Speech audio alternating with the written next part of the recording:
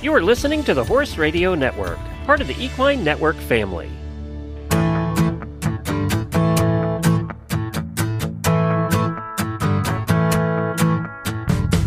Hello and welcome to this episode of the Disease Du Jour podcast. I'm your host, Carly Sisson, and in this episode, I talked to Dr. Sallie Hyman about lameness evaluation technologies such as Equinosis Q and Sleip. This episode of Disease Du Jour is brought to you by Bimeda. Dr. Sallie Hyman has been practicing equine medicine and surgery nationally and internationally since 1996. She attended the University of Pennsylvania School of Veterinary Medicine, and she received the George M. Palmer Prize upon graduation for excellence in equine medicine and surgery. After graduation, she completed a medicine and surgery internship at Reed & Associates in Palm Beach, Florida. Following her internship, Dr. Hyman pursued a residency in large animal internal medicine at the University of Pennsylvania New Bolton Center. Here she gained extensive experience in endoscopy, ultrasonography, and radiology, in addition to complicated medical case workups. A year of research utilizing the high-speed treadmill followed her residency.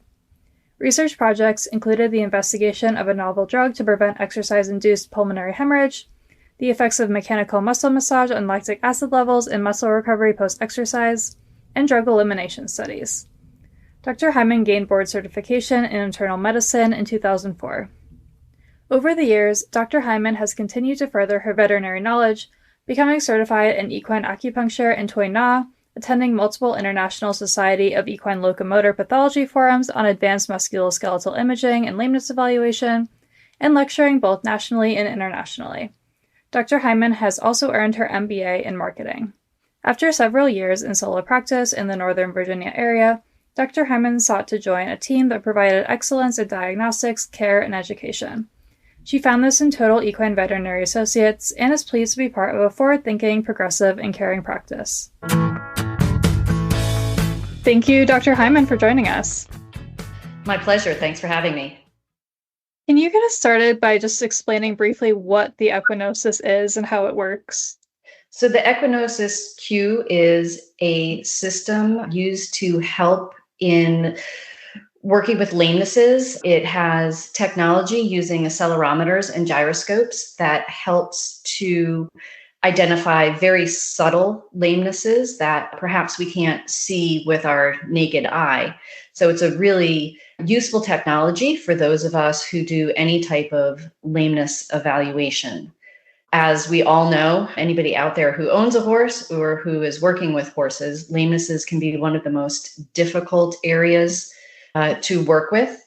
If you put 3 veterinarians in a room and ask them to watch a video of a horse and ask what leg is lame, most of the time you're going to get 3 different answers. And because of that, it's really nice to have these objective ways of measuring lameness. There have been studies that say that inter-observer agreement on lamenesses can be anywhere, from 50% or less. And if the lamenesses are very subtle on the AAP scale of 1 or less, that a lot of times the agreement is very, very poor. So the Equinosis gives an objective, measurable way of identifying a lameness in horses. So how does Equinosis apply to the hands-on clinical exam and enhance that aspect of practice? Can you walk us through how you might use it in day-to-day practice? Sure. So every lameness examination should begin with a thorough physical examination. That means watching the horse as they're standing. What kind of position are they standing in? Are they comfortable? Are they symmetrical? Obviously, we then put our hands on the horse. You want them, you want to feel all of their muscles down their legs, their tendons and ligaments. Is anything warm? Is anything swollen? What kind of, digital pulses do they have? Obviously, do a good hoof tester examination. Then, we will observe them at the different gaits, walk, trot, might even put them on the lunge and watch them at canter as well. Some people like to see them ridden. But a lot of times, if the lameness is very, very subtle, or we think that there are multiple legs that are affected, the Equinosis is a great resource to use to be able to identify that subtle lameness, to identify multiple limb lamenesses. And sometimes we think that there's a lameness, but it may be a compensatory lameness or a secondary lameness. And those are things that Equinosis can identify for us so that we're not chasing down the wrong lameness. Right. So I imagine it can really help guide some of your imaging decisions in that respect. Would that be correct? Yes. So the one thing that you need to realize about any of these inertial motion sensor type assistants and the technologies is that they don't tell us what, they will tell us where. So we can go through a very complicated lameness, identify that. We now know that, let's say that the left front limb is the one that's truly the lame limb for us. Then we can do diagnostic analgesia, so blocking, and locate a little bit closer into where we are thinking that the lameness could be. Then we can go ahead and, narrow down our imaging to that area. So again, any of these technologies that help us identify lameness aren't going to say, oh, it is the left front fetlock. I think we're getting a little closer and a little bit better to saying, yes, it's a soft tissue or it's a bony issue. But for now, it's going to tell us where, but not exactly what. But then once we get a little bit closer, we can go ahead and, with our additional blocking, can go ahead and say, yes, this is where we need to be imaging that area. Right. So it sounds like it really speeds up and helps you narrow down where exactly you want to look and maybe saves your clients some money in the meantime. Absolutely. There are certain lamenesses that may have a compensatory or a secondary lameness component to it. And if it is a compensatory lameness, so a lameness that's not actually a true lameness, but makes a leg look limb because of the primary lameness, you may end up blocking and imaging a leg that is not lame. And that can be time consuming, expensive for your client. And also you end up putting the horse through, diagnostic procedures that it wouldn't necessarily need if you knew that it was a whole other leg that was affected. Today's episode of the Disease Du Jour podcast is brought to you by Bimeda Equine. Bimeda might be the biggest animal health company you've never heard of until now. Bimeda's products have been trusted by veterinarians and owners since the 1960s when their Irish roots began. Bimeda is one of the largest producers of dewormers like Equimax, Bimectin, and Exodus. World-renowned equine athletes also rely on polyglycan, a patented formula that replaces lost or damaged synovial fluid, and Confidence EQ pheromone gel, which reduces and prevents equine stress. Consult your vet and visit bimedaus.com to see where to buy. I know that one of the services your practice offers is baseline soundness examinations using this technology. So can you walk us through what that means and why it's really helpful for your clients? Yes, we will encourage all of our clients, whether your horse is a top level show horse or just your, backyard horse that you like going on trail rides with, to have a baseline at least once a year. All horses that get ridden are performance horses and they need to be sound. And it's just as devastating for an owner of a trail horse not to be able to ride their trail horse if it gets lame compared to, somebody who's out competing at the highest levels. So getting that baseline once a year and seeing how things change or don't change will allow us to be able to identify a problem much, much sooner, get on top of it, and even be proactive so that we don't end up with a horse who is truly lame in the future. So for the, average pleasure horse, once a year is great. For some of our more competitive horses, we will recommend that we do it in the off season, as they're getting fit and ready for their show season, mid-season, to make sure that we're not having any changes as they're going through their shows, especially make sure that nobody's going to get lame and miss their, end of year championships.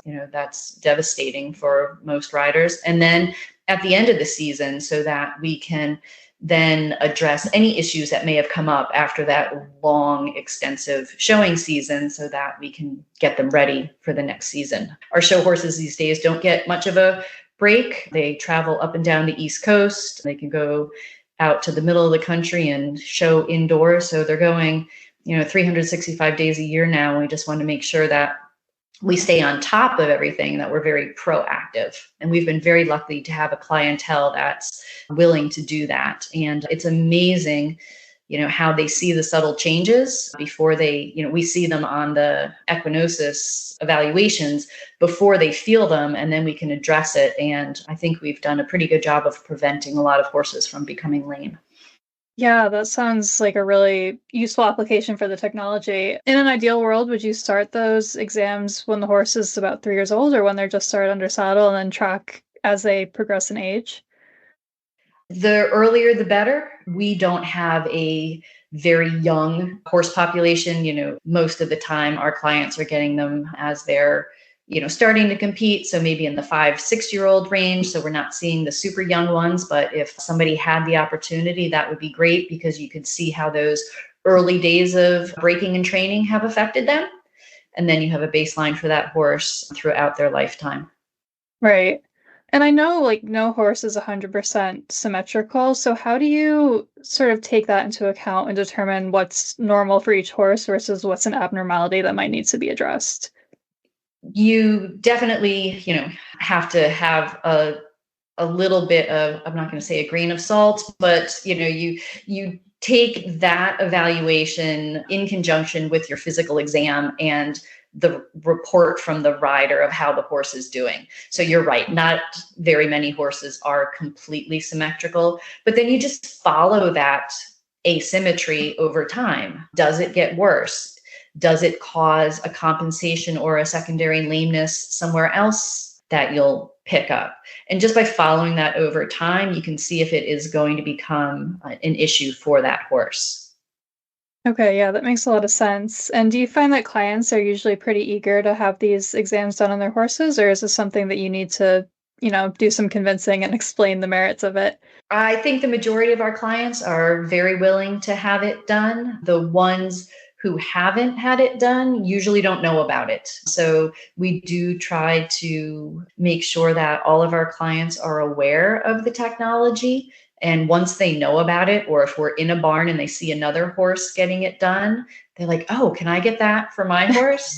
I've done a little trick with my system. The head sensor comes with a small bonnet, a little black neoprene bonnet that you put on like a fly mask or, a head bumper on them. And I have actually bejeweled mine. So it's fancy and has all kinds of little colored rhinestones on it. And people walk by and say, oh my gosh, I want that bonnet. They call it the sparkly bonnet, and they want it on their horse. So it catches their eye. And once they know about it, people are very hooked. They think that this is a great way of getting an evaluation, again, very objective, and something that they can use over a long period of time to compare. So we can have repeated evaluations that let them know the soundness of their horse.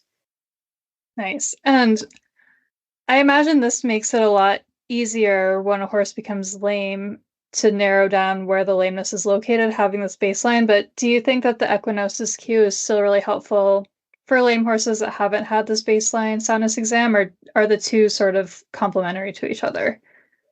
You can absolutely use this as a one-time evaluation. It's great to have the baselines to compare to over time. But when I go out and if I'm seeing a lameness for the first time, a new client or somebody who's never had it before, I absolutely take it out, because it will give us a very objective assessment of the horse, of the lameness, and then we will have it for future reference. So, if I'm getting called out because the horse is lame, then we will be able to see how our treatments are working or not working as we go through the rehab process with that horse. So a baseline is great, but if they don't have it, it does not matter. And I absolutely am going to pull out the technology to use on every lameness. Okay, great. What are some other applications for this technology outside of the baseline exams and lameness exams? Well, I guess that really is its full purpose, but using it to follow up with treatments and therapies as we're trying to see how a horse is responding. Sometimes you can use it to evaluate, shoeing changes, see if that changes any small asymmetries and how the horse is going. And then there is a rider sensor as well that you can see how a rider is affecting the horse's soundness. Sometimes a rider on can make the lameness look better or worse. And so adding that can also enhance your lameness evaluation. Okay, interesting. So I know there's another objective tool called Sleip. Could you talk a little bit about this technology and how this differs from the Equinosis? Sure. I have not used that technology personally myself. I have seen reports of it from clients who I share with other practices. And so it is using similar physics where you're looking at the differences in symmetry in the pelvis and in the head, but the Sleip is using virtual markers on the horse. With the Equinosis Q, the sensors are actually physically on the horse, so on the head, on the pelvis, and on the right front limb. The other technology uses AI to put these virtual markers on. From what I have read, there can be a little bit of difficulty sometimes in using it if the conditions aren't good, if your background is bad, if there's weather, or if you don't have a good internet connection. And then the further the horse gets away from you, there might be a little bit of a decrease in the accuracy. I am sure that they have done their research and, have dealt with those issues. I guess the biggest one for me is just that with the Equinosis Q, everything is right there. The system is talking to a computer that's in my hands. It's all, a local connection. We don't have really good internet service a lot of places where I go. So having to depend on the cloud can be a little bit of an issue. But, I've seen the reports. They look very similar. It's using an algorithm to measure the difference in their movement. So, they're similar, but a little different. And I guess, depending on what's available to you in your area, just using these technologies, I think, is great because it's going to enhance the lameness evaluation for every horse. So certainly using one is better than using none at all, because at the end of the day, sometimes we're tired, sometimes we just can't figure it out. And it's great to have these objective measures that, will keep us honest and help us figure out things that we, may not be able to figure out ourselves that day, because sometimes things are complex and we just can't, do it by ourselves. Right. Are there any other emerging technologies that are similar or that could have a similar use that you know of that you might want to share? So there is another system out there that is not used as much for your everyday lameness evaluation, a practitioner such as myself in private practice or, doing the show horses. But in the racehorse industry, the Stride Safe system has really become very important, and that is helping to evaluate lameness and to help prevent catastrophic injuries in racehorses. It's a much different system, that it is not as much identifying the up and down head and pelvis motion as it is figuring out actually forward acceleration and stride length. But they have done enough horses to know that when there are significant changes in the stride length of that horse, that they've been able to correlate it with the potential for catastrophic injuries such as condylar fractures. And in being able to see that, they can get those horses out of training, out of racing, and, prevent those things that, one are just, a tragedy for the horse and rider and those people involved, but also is a very good way to show to the public that, we are being responsible in the way that we are handling these horses. So, and they've, done studies following up with PET scans and bone scans showing that when those horses have a change in their stride length, that they're showing early signs of those areas that would relate to, catastrophic injuries. They can rehab those horses and get them back. So that's definitely another technology that is out there. We'll see if it works its way into the, hunter jumper, maybe eventing endurance fields. But right now, very, very useful in the racing population. The Equinosis, the Sleip, much more practical for us in the, show horse, sport horse world. Right. Yeah, that makes sense. So for any veterinarians who are considering bringing lameness diagnostic technology into their practice, where should they start? Are there any certifications or training that they should pursue? And what does the upfront investment look like for a practice? I think getting in touch with the Equinosis company is a great place to start. If you want that system, everybody there is absolutely lovely to work with, easy to work with. They do have classes and a certification there, just so that you can get in-depth knowledge of how to use the system. I don't know about Sleip. I couldn't find anything on their website about them having certification, but I know all of the programs come with really good training so that you are comfortable with the system and understand the system and have great customer support. Anytime I have an issue, there's no problem with picking up the phone and, getting in touch with them. So I don't think anybody should feel intimidated by the systems, that you can't learn to use it, that, it's too hard. It's, I would never be able to do that. They're really user friendly. I do know that the Equinosis, I talked to their rep prior to speaking with you to get, sort of an accurate pricing on that. And it's about $15,000 to $18,000. So that is a significant financial investment. But if you are putting that on every single horse that you use, your return on investment is pretty quick. I know that the other systems are like a subscription, monthly pay. So that, may be financially easier for somebody, starting out, but you might dip your toe in there and, feel that you like that, but then want to have your self-contained system. So you're not, paying a subscription forever and ever. So, and I do know, I think they said that Equinosis is going to have a subscription type service coming out in the future. So I guess that's something that people can look into as well. But I have to say, our practice has 3 systems and we're using them all the time. And I think it just is in a great way to enhance the lameness evaluation. I don't think anybody should, be afraid to use it. It doesn't make you, people don't look at you like, oh, you can't figure out a lameness. You need that technology. It's not a standalone technology. It needs somebody who knows how to interpret it and, a veterinarian with a good eye at lameness to make it all make sense. So it's not a replacement for a veterinarian. You can't just give it to a client and they're going to do all their lameness evaluations themselves.